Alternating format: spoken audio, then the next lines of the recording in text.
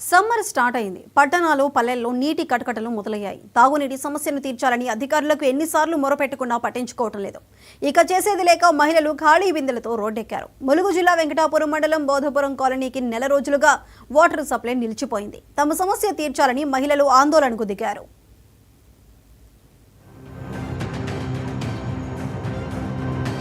ఒకరోజు వాటర్ రాకపోతేనే ఇబ్బందులు పడతారు. అలాంటిది నెల రోజులు అంటే దాదాపు 30 రోజులు డ్రింకింగ్ వాటర్ నిలిచిపోతే ఎలా ఉంటుంది చెప్పండి. ఊహించుకుంటేనే భయంకరంగా ఉంటుంది కదూ. ఇక ప్రజలు పడే బాధలు వర్ణనాతీతం.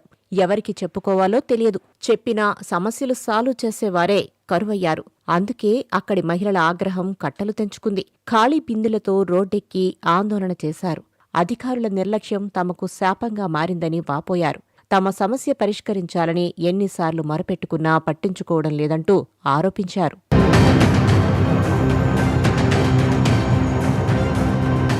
ములుగు జిల్లా వెంకటాపురం మండలం బోధపురం గ్రామానికి తాగునీటి కష్టాలు కామన్గా మారిపోయాయి. ఏటా తమకు నీటి సమస్యతో ఇబ్బందులు పడుతున్నామని వాపోతున్నారు. ఈ విషయంపై నేతలు, ఉన్నతాధికారులకు ఫిర్యాదు చేసినా ఒక్కరూ కూడా తమ సమస్యలను పరిష్కరించలేదని చెప్పారు. దీంతో మహిళలు నీటి కోసం అనేక కష్టాలు ఎదుర్కోవాల్సి వస్తుందని చెబుతున్నారు. ఈ మేరకు భద్రాచలం, వెంకటాపురం రహదారిపై ఖాళీ బిందెలతో రాస్తారోకో నిర్వహించారు. రోడ్డుపై భారీగా ట్రాఫిక్ నిలిచిపోయింది. తమ సమస్య పరిష్కరించే వరకు ఇక్కడి నుంచి కదిలేది లేదని భీష్మించుకుని కూర్చున్నారు.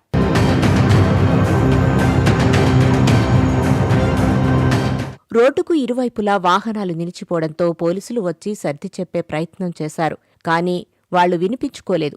సంబంధిత ఆఫీసర్స్ వచ్చి హామీ ఇస్తేనే తాము ఆందోళన విరమిస్తామని తేల్చి చెప్పారు. వెంటనే ఉన్నతాధికారులు వచ్చి తాగునీటి సమస్యను తీరుస్తామని చెప్పడంతో ధర్నా విరమించారు. నీటి సమస్యకు శాశ్వత పరిష్కారం చూపాలని డిమాండ్ చేశారు. లేకుంటే ఆందోళన మరింత ఉధృతం చేస్తామని హెచ్చరించారు.